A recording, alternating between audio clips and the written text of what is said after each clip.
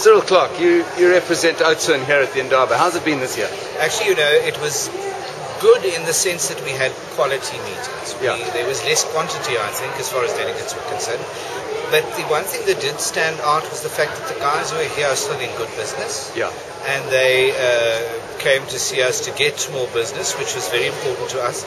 And one interesting thing that I picked up from the delegates was, previously in our region we didn't have too much of the South Americans, too many of those, the Spains, the Portugals, Italy, and of course Korea. Korea came to see us also, so it was good in that sense that we had very good contacts, we made very good meetings, and we spoke to these people. They're very, very eager to come to South Africa.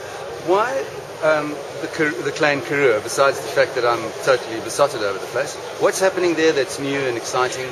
Oh, it's very interesting. In the Klein Karoo at the moment, there's a new route called the so-called ACCL route. I have to think about it now. It's the art, cheese, chocolate, and liqueur route. So what that simply means is, if you have a day in Oudtshoorn, you first go to Mooi Gallery, which is an art gallery with very interesting art in it.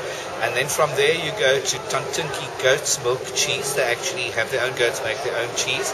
And then you go to Rococo Chocolates. Now this lady from Oudtshoorn went to Bruges for 3 months to go and train as a Belgian chocolatier. So she makes Belgian chocolates. And from there you go to Grundheim. Grundheim is very well known for the fact that they use Vitlets. I think it's the Afrikaans equivalent of moonshine. Yeah. That they use that as a base for some very, very wonderful liqueurs.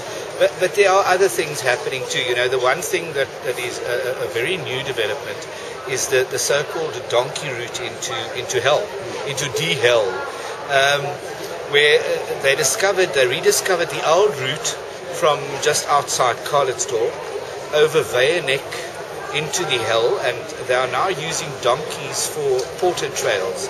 The donkeys carry your luggage. Right on Veyenek there's a beautiful tented camp which was done in such a way that you can't see it from a distance, because they worked very closely with Cape Nature. And they had to be very careful. It's very green. The route is extremely green, and that's what everybody wants. And then you overnight on Veyenek, and then you go down into the hell for another night.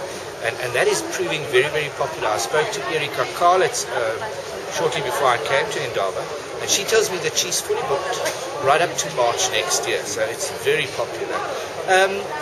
We also have the adventure thingies. We've got TBI there.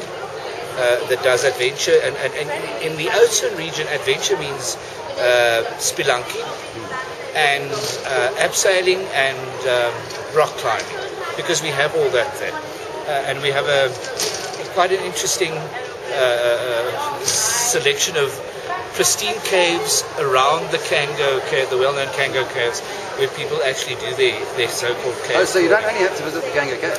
Absolutely not. No, absolutely not. 4x4 routes. We're very proud of the fact that we have a beautiful circular route. It runs from Oudtshoorn past the Kango caves over the Swartberg mountain pass, which is a historical monument, and it may not be tarred, into Prince Albert, which is in the Great Karoo. It doesn't trouble us that much.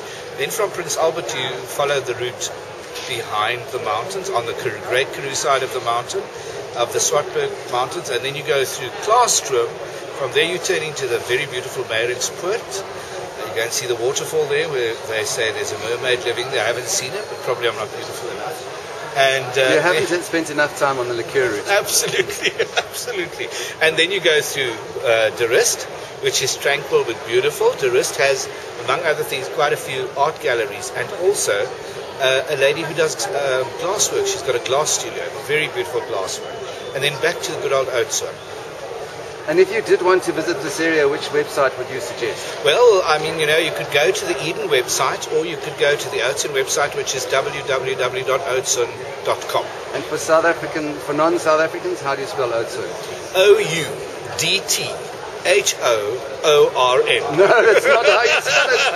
It's Oudtsh. You're right. Double O-R-N. You're actually right. Cyril Clark, thank you very much. Thank you.